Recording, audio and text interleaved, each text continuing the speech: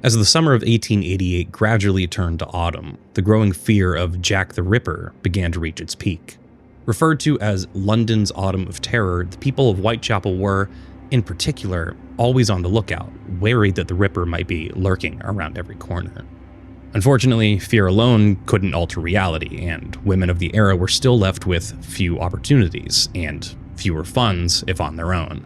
This included Elizabeth Gustafsdotter, also known as Long Liz, a Swedish immigrant who had worked as a domestic servant and sex worker for years before moving to England in 1866, where she would eventually meet a man named John Stride and marry him.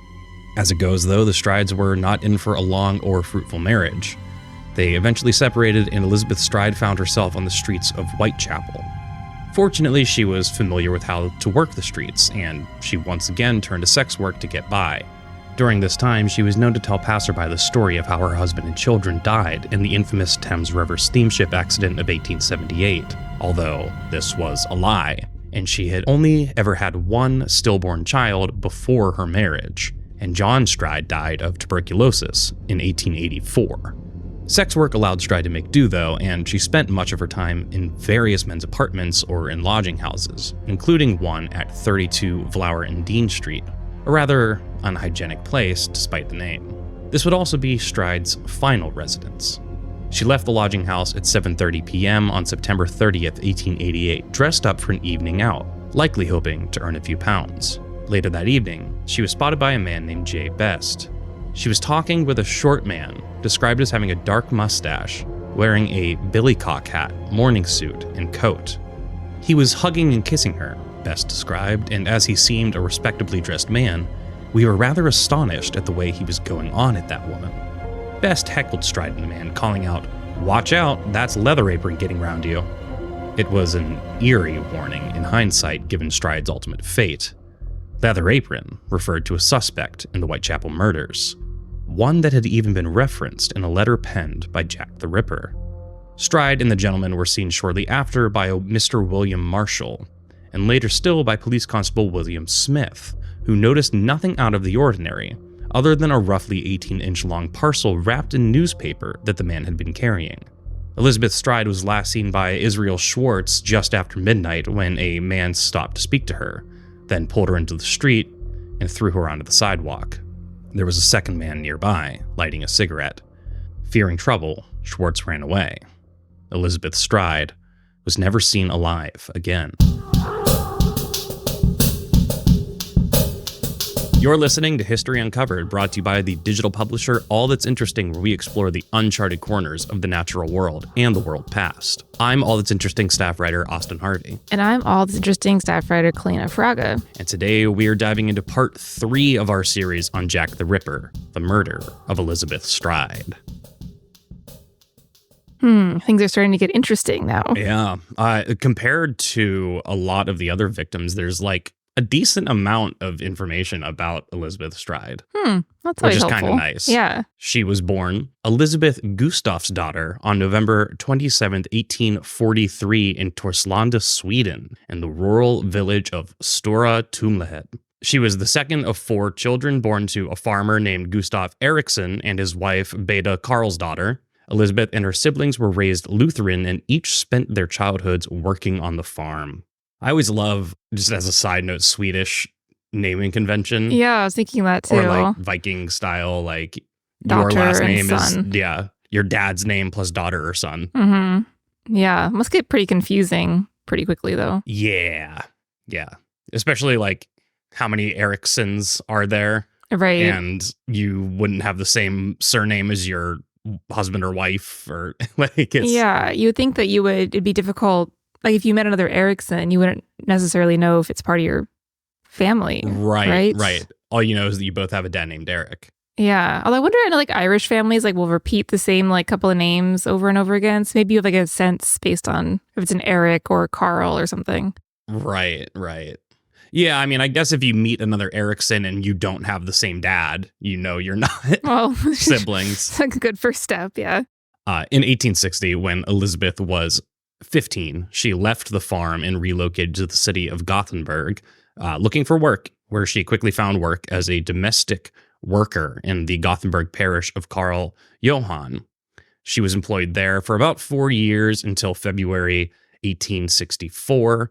She then got another job as a domestic servant elsewhere in Gothenburg for roughly 2 more years and then located to London. Kind of unknown why she chose to leave Gothenburg, but in February 1866, she moved to England. She apparently gave acquaintances several different reasons, telling one that she'd be entering the domestic service of a gentleman in Hyde Park, telling others that she had family in London, but nobody knows the official reason. Bit sketch. A little bit strange, but maybe, you don't need an excuse to move to London. You can just go. Yeah, maybe she just didn't care that anyone knew the truth and just wanted to go and live in a big city. Didn't want to have to explain herself. Yeah. So, yeah. Could be sketchy or it could just be nothing. Mm-hmm. An interesting thing, the possible reason, not reason for her relocation, but something that helped fund it was that she received an inheritance after her mom died in August of 1864. So she had a decent amount of money, probably not an amazing amount of money, but a decent inheritance from her mom that helped her get to London, which again, maybe she just wanted to go to London. Yeah. Either way, when she arrived in London, she met a man named John Thomas Stride. The two of them got married March 7th, 1869, and they never had any children together, which is a little bit out of the ordinary for these Ripper victims. I feel like at least the last two were both mothers. Yeah. Bad mothers. But well, they had some problems, yeah. For a time, the Strides lived together in East India Dock Road and operated a coffee shop in Poplar. John Stride also continued to work as a carpenter, supplementing their income further. Unfortunately, this is pretty common to these stories as well. Their marriage didn't last. By 1874, they were basically on the outs. And in 1875, Jonathan Stride sold the coffee shop, but they were still living together. 2 years after that, in March 1877, Elizabeth Stride began at the Poplar Workhouse, indicating the couple had likely separated by then. Though census records show that by 1881, they were living together again in the district of Bow and then permanently separated later that year. So a stormy relationship. Yeah, a little bit tumultuous back and forth. There's no with, oh my God, the first one. Marianne Nichols. Marianne Nichols, thank you. The record shows that her and her husband basically had a falling out because of her alcoholism. Right. Yeah. I think the last one, too, there was evidence of, there were the court documents or something. But it sounds like she and her husband didn't divorce. They just separated. Yeah. So maybe there's weren't as many. Right. Yeah. It's a little bit more of a tragic, well, I don't know. I mean, it's different. There's no external factor, it seems. It just didn't work out for them. And unfortunately, put Elizabeth Stride in a position of vulnerability as a result. So yeah, by December of 1881, she had been admitted to a Whitechapel workhouse infirmary because she was suffering from bronchitis. Then she was discharged on January 4th, 1882, and then she took up residence in a house on Flower and Dean Street, a lodging house. Her, I guess, ex-husband, John, died of tuberculosis on October 24th, 1884. And this is where Elizabeth's story starts to get a little murky in terms of her character, because around the time John Stride died, Elizabeth started telling people that her husband and children died in 1878 when a ship known as the Princess Alice sank into the River Thames. She also said that she had managed to escape, but that another survivor kicked her in the mouth during the escape attempt, and that gave her a permanent stutter. Weird. Right. Especially, again, they didn't have any children together, which I guess is convenient so just a for the sake of this story. Yeah. But just lying to people, I don't know what, I'm not going to sit here and psychoanalyze a woman who's been dead for almost 200 years, but it seems like a little bit of a pity party kind of situation. Yeah. Maybe she tried to justify why she was, in a workhouse and stuff. It's well, it's she hadn't deserved it maybe, but, circumstance. Right.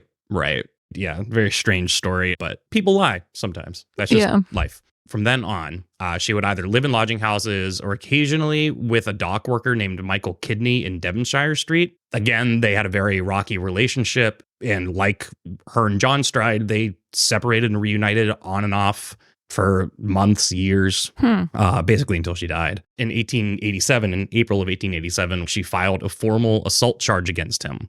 And then that was discharged because she never followed up in court. Oh. So again, hard to tell if that was even true because she has not been afraid of lying in the past. Right. And the lack of follow through. But also it's totally possible that he did assault her because that also unfortunately happens a lot. Yeah, it's impossible to say from our perspective. Impossible to say. During all of that, Elizabeth Stride was working as a prostitute. And though she was described by an acquaintance as being relatively calm, she had also been arrested roughly 8 times for drunken disorderly conduct. So, and at her court hearings, she would sometimes use the name Annie Fitzgerald.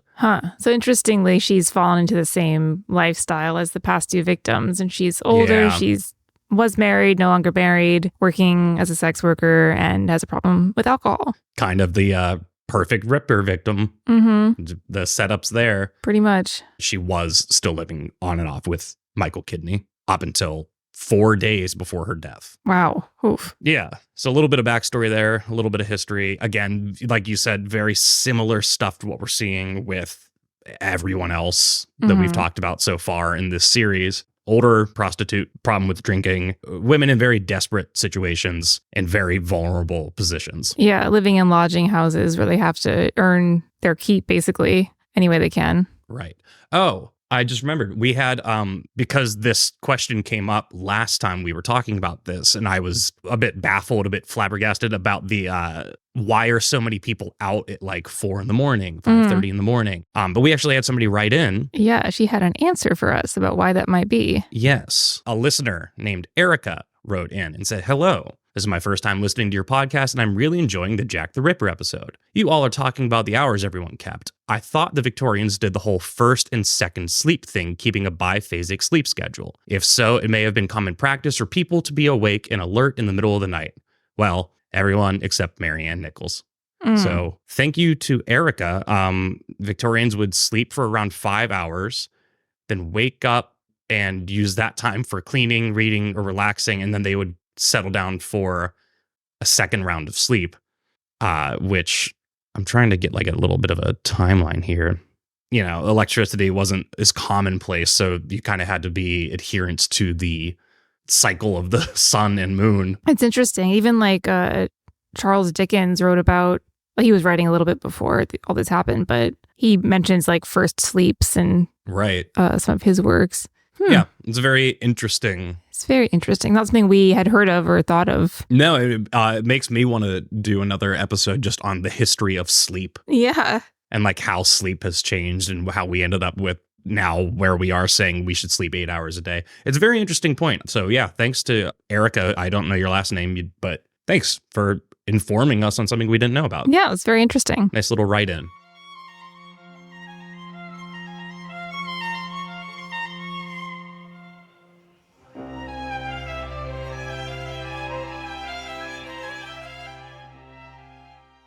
And that little side tangent will bring us up to the night of Elizabeth Stride's murder. So on September 26th, 1888, Stride and Kidney got into another argument and separated. She began living at 32 Flower and Dean Street thereafter. While she was there, she earned money by cleaning the lodging house and the homes of local residents, obviously while continuing her sex work more discreetly. On the day of September 29th, Elizabeth Stride cleaned 2 rooms at the lodging house and received 6 pence for her work. That evening, she went out, put on some nicer clothing, a black jacket, a skirt. She was carrying a posy of red roses and donning a black crepe bonnet. She and another woman, Elizabeth Tanner, went to the Queen's Head pub on Commercial Street around 6:30 p.m., and then Stride returned to the lodging house alone. Later that night, she was seen by a man named Jay Best, who said that he saw her with a short man with a dark mustache who was hugging and kissing her in public. Best then offered her a warning, but kind of in a joking way, and he said, "Watch out, that's Leather Apron getting around you." Oh, that's one of the suspects from Annie Chapman's murder, Leather Apron. Right. So I think at this point, maybe the news had, well, obviously the news had spread around about the other 2 murders. I think Leather Apron's name had actually been brought up during that investigation. So bit of a joke, but maybe not in good taste. Right. Because this was like a few weeks later. Right. But I mean, recent enough.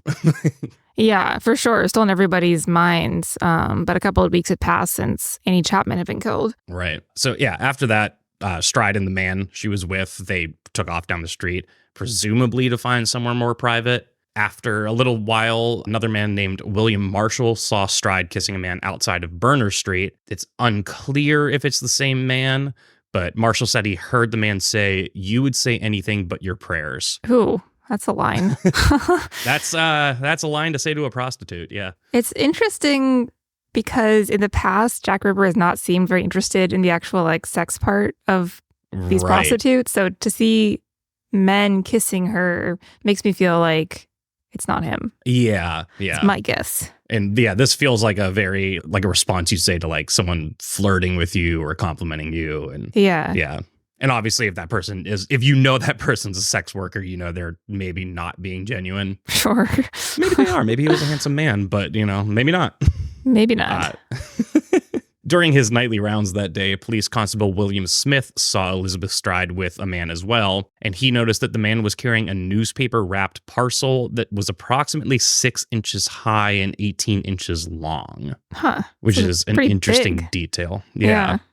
Shortly after midnight, a man named Israel Schwartz saw Elizabeth Stride. A man had stopped to talk to her, though he couldn't be identified, on Burner Street. And then the man pulled Stride into the street, turned her around, and threw her down onto the sidewalk. Schwartz said he heard Stride scream 3 times, but he got scared when he saw a second man standing nearby lighting a cigarette, so he did not intervene. Oh, interesting. Less than an hour later, Elizabeth Stride's body was found. This sounds like it was so public. He's like, it's on the street. There's at least 2 other people standing around. Huh.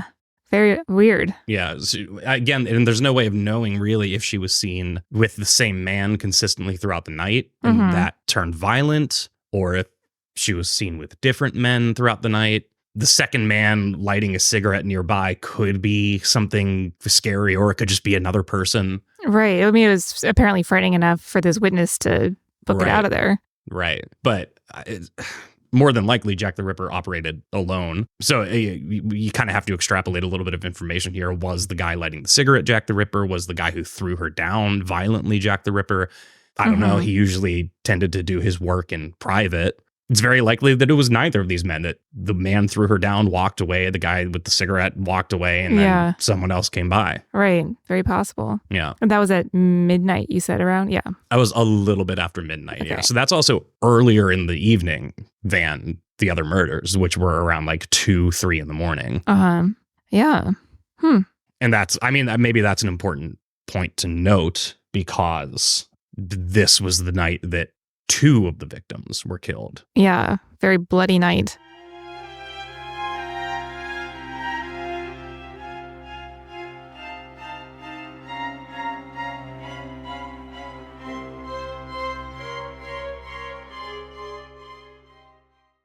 So they find her body. It's roughly 1 in the morning now. Someone named Louis Diemschutz was driving down Burner Street in a cart led by a pony.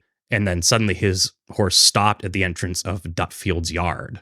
And it was still dark, obviously. So Diemschutz had to light a match to see in the dark. And then he came across Elizabeth Stride's still and bloodied body. And then maybe this is just a bit of a narrative device that has been told, but it says the wind blew his flame out in that moment. Spooky. It's very dramatic. Yeah, really dramatic. I'm like, is that an embellishment that has just been, become fact? Or is that, if that's true, that's terrifying. Yeah, I would be out of there. Yeah, but that's very much like a horror movie scene. You come across something, the lightning flashes and you only see it for a second, or your torch goes out at that moment. It's like, So, right. Yeah. A little bit of kind of a, I hate to say fun narrative beat, but there's some of those in this story. I think newspapers had some fun with writing about these grisly murders. Yeah. It almost reads like a crime novel. You have to stop and remember this is a real story. Obviously terrified by what he just saw, he ran to the nearby International Working Men's Educational Club and called out, "There's a woman lying in the yard, but I cannot say whether she is drunk or dead." Then he and several men ran back outside to find her body. She was still warm to the touch when they found her. Blood was still flowing from her neck. She had flowers pinned to her jacket, which had not been there when she first set out in the evening. And she also had a box of sweets and a handful of grapes. Weird. Yeah. So someone was buttering her up at some point. Yeah, it's so strange. It's like not the behavior of like a client towards a sex worker. No, and it's also not a common Jack the Ripper thing. So yeah, it's also kind of unclear. Like the past two victims, like they said to someone in their lodging house, like, I gotta go out and like make money. And it sounds like no one, she was not so explicit about like what her intentions were that night. Right. And she'd actually earned a wage earlier in the day. So I think she was just out treating herself. So yeah, just she was meeting men, but it wasn't necessarily for. She might not have been doing sex work that evening. Yeah.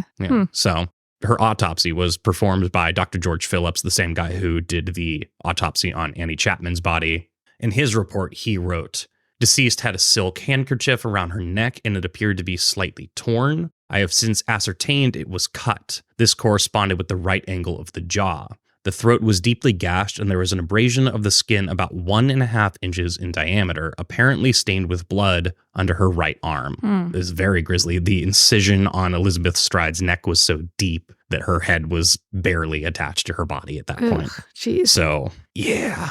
And the manner of her death and like the condition of her body, police were hesitant at first to say whether or not she actually was another victim of Jack the Ripper, basically because her body wasn't as badly mutilated. And we'll obviously get into this more next time, but they then later that night realized she probably was, and that he just didn't get to as much time as he wanted to do what he wanted to do. Yeah. Like somebody was walking up on him. He was afraid of getting caught and left because 45 minutes after Elizabeth Stride's body was found, they found the body of Catherine Eddowes. And she was like, yeah, we'll get into this next time, but like, yeah, I mean, really. Hers was brutal. Mutilated. Yeah. Yeah, brutal death. But like we said, this is much earlier in the night than a lot of the other killings, so it makes sense that he would have possibly been rushed. It's disturbing how much he was able to cut into her neck in such a short amount of time. Yeah, he worked really fast with some other victims too. Like the doctor who examined the bodies was like, whoa, this was quick work for what he did. Right, which is why people think he had some sort of medical anatomical knowledge. Yeah. Yeah, because I forget if it was Annie Chapman or Marianne Nichols, because it's been a while since we talked about those. But I remember them being like, no, this would have taken hours, not the timeline you guys have said. Yeah. But it might have been Chapman, you're right. Yeah. It's interesting how similar she is to the first two and also different. Like she doesn't quite fit. Yeah. I mean, there's enough similarities there that you're like, yeah, I mean, she was in the same general position as them. Yeah. But assuming the guy who Schwartz saw throwing her down was Jack the Ripper, right? That seems like a pretty aggressive move on his part, as before he kind of sort of made them comfortable in that he was like, all right, I'll pay you. Let's go into the secluded area. And he didn't seem, whoever that was, maybe it wasn't Jack the Ripper, but it's like a deviation in his MO there. Yeah. The other interesting thing that I'm just now thinking about is like, did people just bring prostitutes back to their homes normally? Or were they just getting dirty on side streets? It sounds like in the case of Annie Chapman, it's like these backyards were used for, and these alleyways between houses were often used. Right. Yeah. I don't think they were going back to someone's house necessarily. Interesting. Yeah. Gross. Yeah. Or hot. I don't know, you know? I don't want to yuck anyone's yum. It is, I mean, it's interesting. I think this case and the next one are like tied together, make an interesting story, because this seemed like he wasn't able to get what he wanted. And then the next one, he was like overkill. Yeah. Overcompensated. I mean, I guess it's like you have 2 victims, that's one thing. You have 3 victims, that's something else. But then you have 4 victims, like right after 3 victims. That's like panic time. Yeah, especially given the long gap between 4 and 5. There's a month gap. Yeah. Yeah. Well, the first 2 are close together, but not that close. And then like a week apart, right? Something like that. And then the 3rd and 4th are right next to each other. Same night, yeah. And I'm finding the second body in such a dire state after this first murder. I mean, it starts to paint a clearer picture of the kind of person you're dealing with. And I know from watching crime fiction shows, there's escalation. That's a bad sign because, killing faster and more efficiently, and that's you don't want that. Yeah, like he's getting better at it. He's getting better at it, and he's getting more desperate to like keep taking victims. So that's like not good. And that's why the big gap between Catherine Eddowes and Mary Jane Kelly is so interesting, because it's 4 killings very close together, 2 on the same night. I don't know if if the heat, the heat from like police, caused him to go into hiding for a bit, or if, I don't know, the double murder was like enough to, and then he disappeared, hold those urges back. Yeah, completely gone. Why? Yeah. So what happened there? That's going to be interesting, a discussion point, I think. It's like, how could you kill with such like ferocity and speed and then suddenly stop unless you died or you moved to America or something? Right. I mean, yeah, typically serial killers tend to keep going until they're caught or something. Yeah. I'm trying to think of any examples of someone who like stopped killing. I guess there's like the Golden State Killer. Yeah, that's what I was thinking. Stop in old age. Yeah. But like Bundy, Dahmer, the Green River Killer. Oh, Gacy, yeah. John Wayne Gacy. I mean, they all just kept doing it. They was like spaced out, but most of those stories take place over the course of years. Yeah. Well, it's like an addiction. Yeah. So it's weird that someone would just do 5 brutal killings in the course of like, 3 months, 2 months, and then just not anymore. Yeah, right. Yeah, it's very curious. Yeah. Especially when we talk about Mary Jane Kelly. I mean, that body was like, he had hours to do what he wanted to do, and it shows. Well, even the next one, Catherine Eddowes, like, he didn't have hours, but he really, that's a horrible one too. And like the last 2 are like very much like an escalation, I think, in violence. And yeah. Yeah. I mean, and even in the letters, which again might not be actually written by him, but they're attributed to him. In those letters, he talks about like, oh, I just love doing this. And I'm not going to stop until they catch me. And right. Yeah, I feel like he died. That's my theory, but we can talk about that more. Yeah, I mean, it's a fair theory. Yeah, I mean, there's like tons of interesting theories about like why it stopped, which we'll get into. Not the next episode, nor the next, but the one after that. No, the final episode.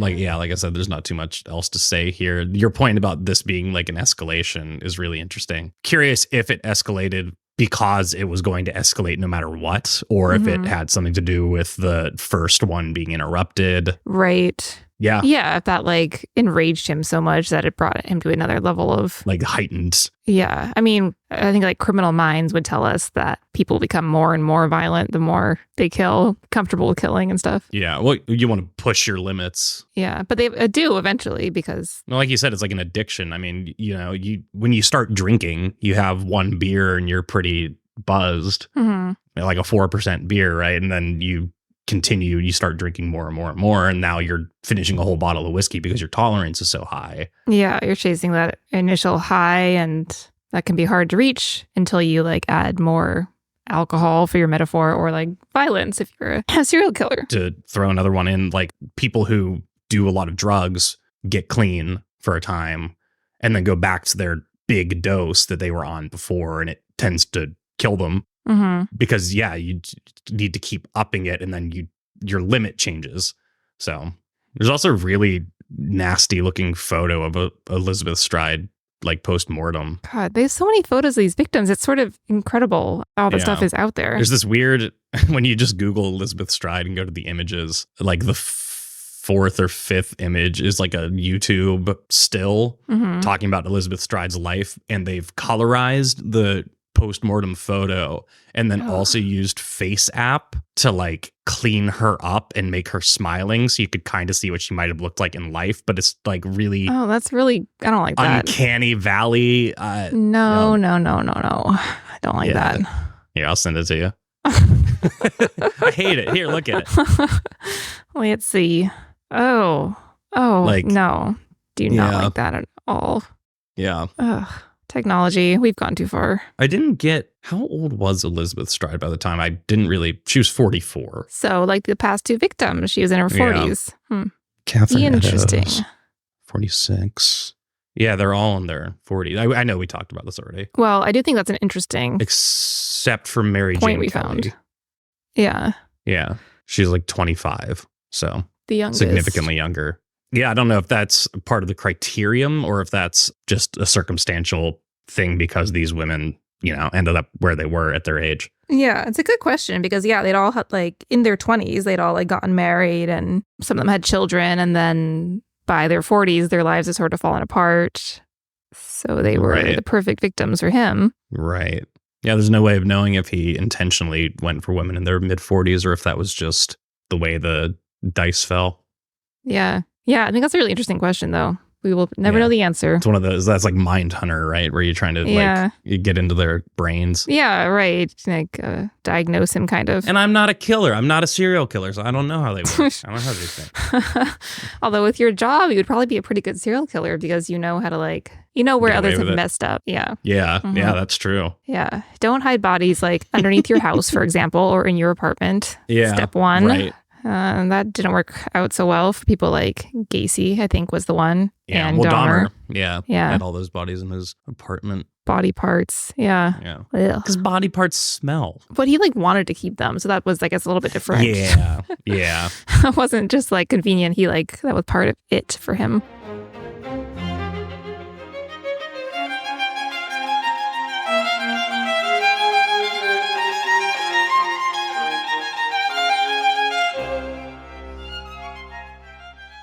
That's that for this one. That's all, folks. Is that copyrighted? I think we can do that. Didn't we already have this conversation where we were like, can we say that? It might have been History Happy Hour. Maybe. We cover all the victims on our site and more, which of course you can read about at allinteresting.com. Yeah, post about all the victims, post about theories about Jack the Ripper, which we will obviously talk about again when we get to it. Couple of weeks. At the end of all of this, have a little discussion. But next up, Catherine Eddowes, obviously the next natural point in the story here. Yeah, and there's a lot to talk about with that one too, because not only was she killed in a really brutal way, but she almost escaped him because she was in the drunk tank. And then she's like, I'm fine. And then she left. And then I did not know that. Yeah, so we'll get into that. And then, and then there were some clues left behind, which are important because they'll come back in episode 6 about if they could lead to the actual killer. Yeah, I'm excited to talk about all the theories and stuff. Me too. That's going to be interesting. Yeah, I never really looked into it much before doing all this.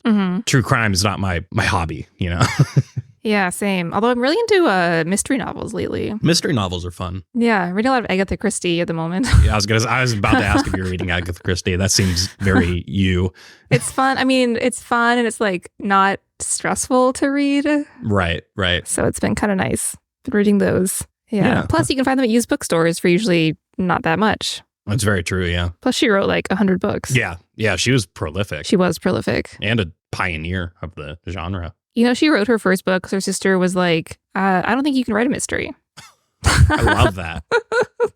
I feel like a lot of it's like Mary Shelley, too. It was like a competition, right? Oh, to write Frankenstein? Right. And then she ended up writing the quintessential science fiction story. Yeah. Yeah. Sometimes inspiration comes from odd places. Pride being hurt. Yeah. Yeah, that's funny. To prove a point, cool. Yeah. Yeah, that's very funny. As we have said on every episode, but if you want to write in to the podcast, the email is podcast@allthat'sinteresting.com. Clearly, as we showed today, we do read them. We do, and it's really exciting to get emails for starters, but also to have emails with new information or stuff we'd never heard before. It's always very cool. Yeah, it was very nice to see that because that answered a lot of questions that I had that I didn't bother looking up. Yeah, well, you wouldn't have even known it's that's a thing. Yeah. Yeah, you can also give us a call at 929-526-3029, which someone else did recently. We talked about that on History Happy Hour. Yes. Yeah, we listen to those as well. Leave a voicemail about ideas you have or things you've noticed or, pretty much anything. Yeah, give us a rating on your podcast app if you enjoyed this episode and you want us to keep doing stuff like this. It's, not to sound like one of those YouTubers who's like, subscribe, smash that like button, but it genuinely does help with rankings on iTunes. And then if you want to stay up to date, you can also join our newsletter by going to allthat'sinteresting.com/sign up or becoming a member at allthat'sinteresting.com/membership. And stay tuned for more Jack the Ripper deep dives. Way more Jack the Ripper. And other stuff. Yeah, we'll be doing Jack the Ripper, History Happy Hour, more Jack the Ripper, and then other stuff coming down the pipeline. Oyster. Yeah. I think I've written 2 outlines that are not Jack the Ripper. So you did one on the Osage murders. Osage murders. And then on Mary Magdalene as well. The Osage murders being the inspiration for the new film Killers of the Flower Moon, for those not aware. And that'll be interesting to see how that does at the Oscars, which I think are soon. I think so. All right. Cool. Yeah, till next time then. Till next time.